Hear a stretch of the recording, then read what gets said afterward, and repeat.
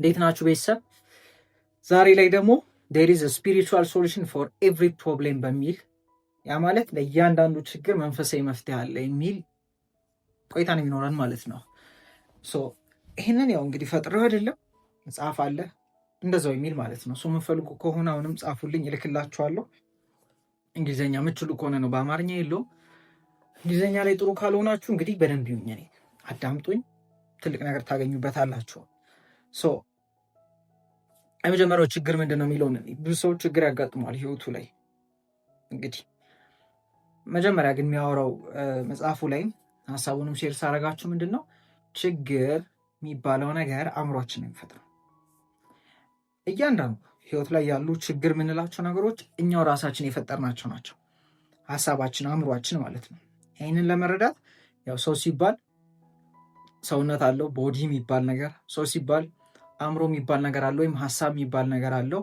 ከዛ ደግሞ ስፒሪት ወይም ሶል ወይም መንፈስ ወይ ነፍስ ብቻ የሚባል ነገር አለው። ብቻ ሶስቱ አሉት፣ ሶስቱ ማለት ነው። በነገራችሁ ነገር አንደኛ ማወቅ ያለባችሁ ፈጣሪ ጋር ችግር የሚባል ነገር የለም። እኛንን በአእምሯችን ችግር የሚባል ነገር የፈበረክ ነው። ሰውነትን እርሱት። ሰውነት ምንድን ነው? እዚህ ምድር ላይ የምንንቀሳቀስበት የሀሳባችን ታዛዥ፣ የስሜታችን የእምነታችን ታዛዥ ነው ብላችሁ የሚገለጥበት ነው ብላችሁ አስቡ። ስለዚህ መሀል ላይ ያለው ትልቁ አእምሮ የሚባለው ነገር ነው፣ ወይም ኢጎም ልትሉ ትችላላችሁ። እኔ ብለን ራሳችን የምንገልጽበት ነገር ማለት ነው። እኔ አጭር ነኝ፣ እኔ ድሃ ነኝ ማለት ስንጀምር ድሃ የሚለውንም እኛን ይፈጣል። ሁላችንም ሀብታሞች ነን፣ ግን ራሳችን ምናልባት ድሃ ብለን ሰይመነው ሊሆን ይችላል። ከምን አንጻር ካላችሁ ግን ይቅርታ፣ ከምን አንጻር ካላችሁ ሰዎች ባስቀመጡልን ነገር እያንዳንዱ ጥሩ ነው የምንለው፣ መጥፎ ነው የምንለው፣ ችግር ነው ችግር አይደለም የምንለው ነገር ሁሉ የኛ አእምሮ ነው እንደዛ ብሎ የገለጸው እንጂ ላይሆን ይችላል። ለምሳሌ ሰው መግደል ጥሩ ነው መጥፎ ነው ብላችሁ መጥፎ ነው ትሉኛላችሁ። ኦፍኮርስ መጥፎ ነው። ከዛ ግን የሆነ ወታደር የሆነ ጦርነት ላይ ሲጋደል እና ሌላ ሰው ሲገድል ግን ምንድን ነው የሚባለው? ጀግና ነው የሚባለው። እዚህ ግን የሆነ ሰው ሲገል ከተገኘ ወንጀለኛ ነው። ሰው መግደል አንጻራዊ ነው ማለት ነው። የሆነ ቦታ ጀግና ሊያስብል ይችላል፣ የሆነ ቦታ ደግሞ ወንጀለኛ። ይህንንም እኛውን የፈጠር ነው። ያ ማለት መግደል ጥሩ ነው አይደለም፣ እሺ እያልኳቸዋለሁ፣ እንድትረዱኝ ነው። ለምሳሌ የምትበሉትን ምግብ አስቡት። ለምሳሌ ቻይኖች የሚበሉትን ምግብ አስቡት እና እነሱ የሚበሉት ምግብ እኛ ሀገር ቢያመጡትና ብሉ ብትባሉ እብደት ነው ይመስላችሁ፣ ኃጢአት ነው የምትሉት፣ ጭራሽ ሊያማችሁ ይችላል። ግን እናንተ ኢትዮጵያ የሆናችሁ ግን የተወለዳችሁትና ያደጋችሁት ቻይና ቢሆን የምትወዱትና የምትበሉት ምግብ ያንን ነበር የሚሆኑት። እነሱም እዚህ መጥተው ሽሮ የሚባል ወይም ሌላ ምግብ እንግዲህ የኢትዮጵያ ምግብ ብታቀርቡላቸው ሊደብራቸው ይችላል። ይህን ሁሉ የሚያደርገው ግን አእምሮ። ለምን ካላችሁ አእምሮ ጋር ያለው ጥሩ መጥፎ ልዩነት እኔ እሱ የሚለው አእምሯችን ነው። ፈጣሪ ጋር እንደዛ የለም። ሁላችንም አንድ ነን። ትክክለኛ ማንነታችን which is soul ወይም ስፒሪት ምንለው ማንነታችን አንድ ነው፣ የሁላችንም ማለት ነው። ሰላም ነው፣ ፍቅር ነው ያለው ማለት ነው። ወደ ሀሳብ ወደ አእምሮ ስንመጣ ግን መለያየት ይጀምራል። እኔና እሱ መልክ ያያል፣ ቁመት ያያል፣ ቋንቋ ያያል። ስለዚህ ከኔ ቋንቋ ውጭ ሁሉ የሚያወራ ሰው ማስተናግደው መወደው የኔን ቋንቋ የሚያወራ ሰው ነው ብላችሁ ልታስቡ ትችላላችሁ። የኔ ሀሳብ ያለው ሰው ነው ምርጥ ሀሳብ ያለው ሰው። ይህም አእምሮ ነው የሚያደርገው። ወደኋላ መለስ ስንል ግን ሰውነት አለን፣ አእምሮ አለን፣ ከዛ ደግሞ ሶል ወይም ስፒሪት የሚባል ነገር አለን ብያችኋለሁ። እሱን ግን ስናየው አያበላልጥም። ሁላችንም አንድ ነው። በዛ ሌቭል ሁላችንም አንድ ነን እያልኳችሁ። ውሃን አስቡት። ውሃ ነው which is ከለር የለውም፣ መልክ የለውም፣ ምን የለውም፣ ብቻ የለውም። ከዛ ደግሞ ውሃን ለምሳሌ በተለያዩ ከለር ባላቸው እቃዎች አስቀመጣችሁት፣ በቢጫ በአረንጓዴ በቀይ ያስቀመጣችሁት ብላችሁ አስቡ እና ከርናችሁታል እና ከውጭ ስታዩት የተለያየ ከለር ስለሆነ ያለው ወይ በተለያየ እቃ ስለሆነ የተቀመጠው ምን ብላችሁ ልታስቡ ትችላላችሁ? ይሄ ነገር የተለያየ ነው ብላችሁ ታስቡ ይሆናል። ግን ውስጡን ስታዩት ሁሉም ውስጥ ያለው ውሃ ነው፣ አንድ ነው ማለት ነው። እኔና እናንተ ሁሉንም ሰው ብታመጡ ውስጥ ያለው አንድ ነው፣ በተለያየ እቃ ሆነ እንጂ ስለዚህ ችግር የሚባለውን ነገር የፈጠረው እኔ ድሃ ነኝ፣ ድህነት ላይ ነኝ፣ እንትን ላይ ነኝ እያለ እየፈጠረ ያለው አእምሯችን ነው። እቃ ይሄ ቅርጽ የሚያስይዘው ማንነታችን ነው እንጂ ያ ትክክለኛ ማንነታችን ጋር በሽታ የለም። ያ ትክክለኛ ማንነታችን ጋር ህመም የለም። ያ ትክክለኛ ማንነታችን ጋር ድህነት የለም። ችግር የምንላቸው ነገሮች ሁሉ የሉም። አእምሯችን ነው የሚፈበርካቸው እያልኳችሁ ነው። አሁን ይህን ለመረዳት ማድረግ ያለባቸው የመጀመሪያው ነገር ምን ማለቱ ነው ምናምን እሱን ተዉትና እስቲ ያው ብርጭቆ ሙሉ ከሆነ ውሃ ቢደረግበት ስለሚፈስ የምታውቁትን እውቀት ሁሉ አስቀምጡ። ዛሬ የተወለዳችሁ አዲስ ልጅ ናችሁ ብላችሁ አስቡ እና እኔ ስለ ህይወት ልነግራችሁ ላሳያችሁ። ሴንስ ከሰጣችሁ ትወስዱታላችሁ፣ ካልሰጣችሁ ትተውታላችሁ። ችግር የለም። አዳምጡ። የምናልኳችሁ 3 ማንነቶች አሉ። ማንነት ሳይሆን እኛ የምንባለው ማንነት ያ ሶል ወይም ስፒሪት ያልኳችሁ ነው። በአማርኛው እንግዲህ ታግዙኛላችሁ። ከዛ አእምሮ የሚባል ነገር አለ፣ ቦዲ የሚባል ነገር አለ።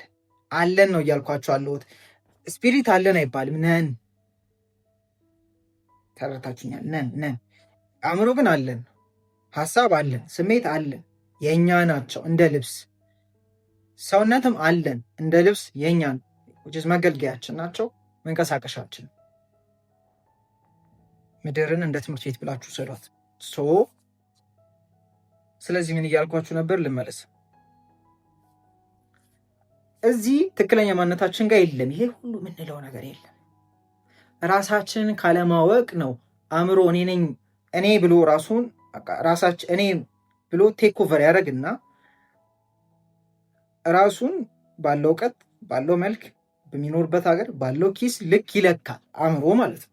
ይለካና ስለዚህ ችግር ላይ ነኝ፣ ችግር ላይ አይደለሁም፣ ደስተኛ ነኝ፣ ደስተኛ አይደለሁም ማለት ይጀምራል።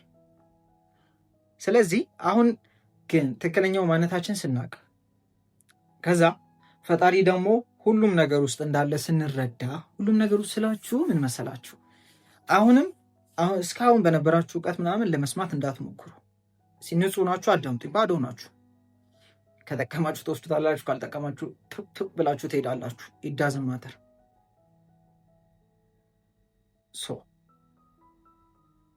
ስለ ፈጣሪ እያወራችሁ ነበር። ፈጣሪ እግዚአብሔር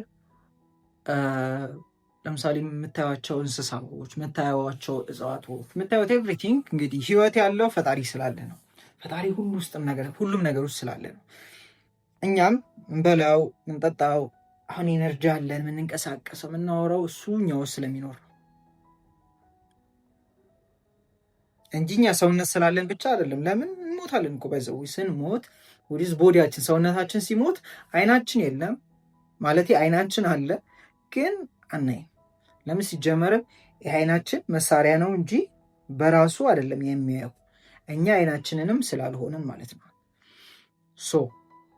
ስለዚህ አሁን there is a spiritual solution for every problem ብያችኋለሁ። ቆንጆ። ለምንድን ነው ያልኳችሁ ልንገራችሁ። ችግሩን በፈጠረው አእምሮ መፍትሄ ለማግኘት አትሂዱ።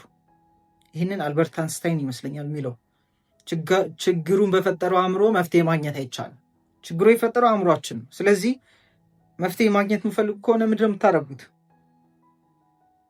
አንደኛ ኮንትሮል የማድረግ ፍላጎት አለው አእምሮ፣ ግን ፈጣሪ እንዲያደርግ መተው መጀመር አለባችሁ። ችግር ላይ ነኝ፣ ወይኔ ጉዴ፣ እንዴት ልውጣ፣ እንዴት ልግባ? ቁጭ በሉና ጸጥታ ላይ ወይ ዝምታ ላይ ሁኑና በሉ። ጀምር። ይህንን እየፈጠረ ያለው አእምሮ እንደሆነ ወቁ። ቁጭ በሉ። ፈጣሪ ጋር ያ እነዛ የምትላቸው ችግሮች ሁሉ የለም። ያን ስለምንረሳ ነው ችግር ውስጥ የገባ ነው ችግር ውስጥ ያለንም የሚመስለን። ቁጭ ስንል ሰሬንደር ስናረግ መማረክ ይባላል በአማርኛ፣ ወይም እጅ መስጠት ብላችሁ አስቡ። እጃችሁን ስትሰጡ ፈጣሪ ሆይ በህይወቴ ውስጥ ስራ፣ ፈጣሪ ሆይ እኔ ውስጥ ስራ ስትሉ ስንል ስናስታውስ ፈጣሪ እኛ ጋር ምን እንዳለ እኛ ውስጥ እንደሚንቀሳቀስ እኛ ውስጥ እንደሚሰራ ስናቅ እጃችንን እንሰጣለን። እኔ እኮ ምንለው ማንነታችን እንተዋለን። እኔ የሚለው ትክክለኛ ማንነታችን ሲሆን አእምሯችን ነው እኔ የሚለው። እጄን ነኝ፣ እግሬን ነኝ፣ እውቀቴን ነኝ፣ ልታገል እንዲህ ብቻ ይገባል። ልቅቅ ስታደርጉ ማለት መተኛት አይደለም፣ መጋደም አይደለም፣ መቀመጥ አይደለም። ትንቀሳቀሳላችሁ፣ ትኖራላችሁ፣ ግን ውስጣችሁ ይሰማችኋል ስተው ነገሮች። when you let go and let God ይባላል። መተው እና ፈጣሪ እንዲያደርግ መፍቀድ በእናንተ ውስጥ። እሱን ለማድረግ አንደኛ እንዳልኳችሁ ቁጭ በሉ፣ ዝምታ ውስጥ ሳይለንስ ውስጥ ማለት ነው። ሁለተኛ ምን ታደርጋላችሁ? ይሄ ኮንትሮል ለማድረግ ያላችሁን ፍላጎት ሁሉ ተውት። ምንም ኮንትሮል ማድረግ እንደማትችሉ ወቁት። እኔና እናንተ ኮንትሮል ማድረግ የምንችለው ምንም ነገር የለም። አንድ ኮንትሮል የምናደርገው እይታችንን ነው። እሱም ብቻ አለቀ። ከዛ ውጫዊ ነገሮችን ሁሉ እኛ ኮንትሮል ማድረግ አንችልም። እንዴት ነው ችግሩ የሚፈታው? ኢዳስን ማተር ቁጭ ስትሉ ፈጣሪ እንዲያደርግ ስትፈቅዱ፣ ፈጣሪ እናንተ ጋር እንዳለ ስታውቁ ችግሮቹ ይጠፋሉ። ብንን ብለው መፍትሄ እንዲሁ ይመጣላችኋል ስለፈቀዳችሁ ማለት ነው። እስከዛሬ ትግል ውስጥ ምናምን ነው የምትገቡት። ከዛ ግን ኖ እኔ ምንም ማድረግ የምችለው ነገር የለም። እኔ ምንም መፍትሄ ማምጣት የምችለው ነገር የለም። እኔ የምችለው አሁን ጊዜ ላይ መደሰት ነው። አሁን ጊዜ ላይ ማመስገን ነው። አሁን ጊዜ ላይ ያለኝን ማየት ነው የምችለው። ስለዚህ ሁሉንም ተውት፣ ቁጭ በሉ። ፈጣሪ አንተ አድርጎ ይሰራዋል፣ ያደርገዋል። ሀሳብ ይመጣላችኋል፣ መፍትሄ ይመጣላችኋል። ያላያችሁት ይታያችኋል።